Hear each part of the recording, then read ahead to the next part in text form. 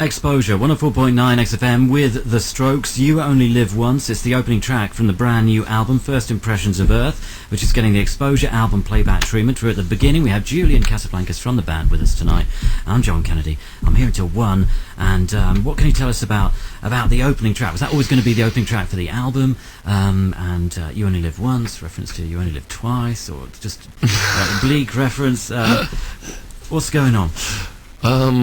Well, actually, this song, it sounded a lot different for a long time, you know. It was one of those ones that, it was like I'd sort of play alone on the keyboard, you know, and it sounded like, and it had like just a very different chorus, you know, and it was like, it was more like I was gonna say all these,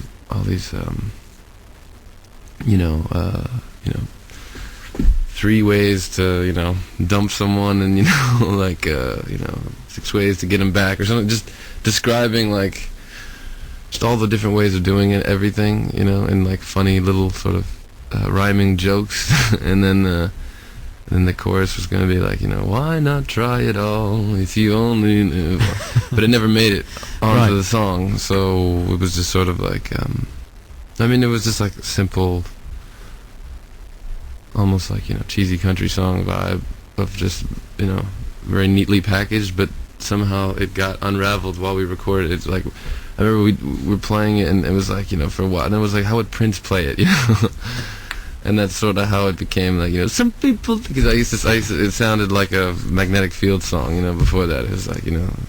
Right. So, yeah, that was more just like keeping its soul intact by, you know, keeping the name of what the chorus used to be, it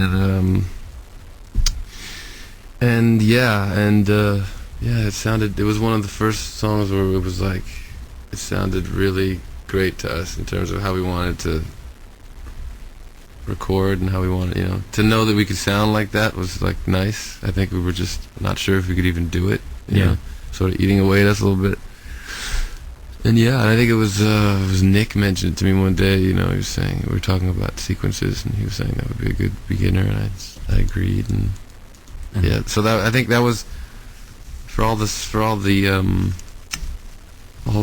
sequences that we came up with, it was always like sort of the first one. Yeah, because in a way it seemed like a starting point for the band with the new sound and how you wanted to, where you wanted to be going, I suppose, maybe.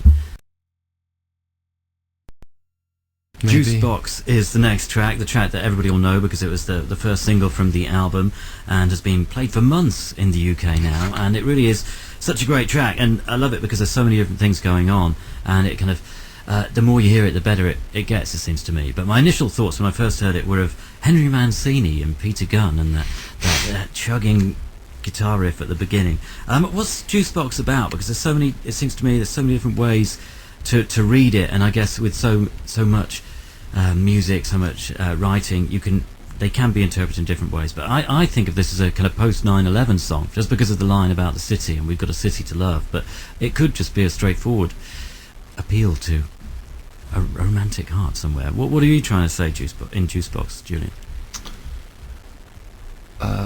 Let's go party in space. Is that where the album title comes in? No. There's a bunch of stuff going on. I mean, I'm always, you know, a little all over the place. I don't know, trapped in a place you love. I don't know, man. I just,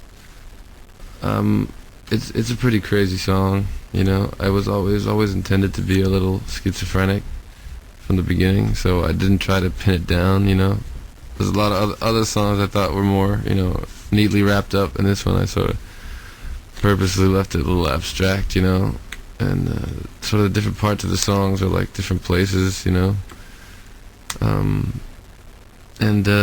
yeah, you know, even the name is, you know, slightly detached, you know. It was, you know, sort of a joke about, I don't know, there was like serious death metal bands like playing all around us in where we rehearse. It's like, I don't know how it turned into like the music building to like the death metal building.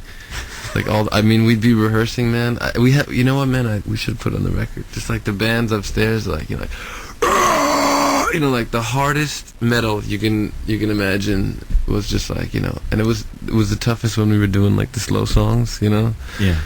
Like yeah, it made me hate some of our, like, you know, like majory songs, you know.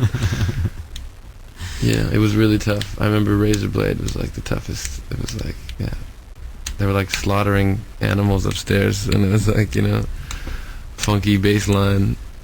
Anyway, we'll get on to Razorblade soon. Let's hear Juicebox though, and let's go party I in don't know space. where I went on that one.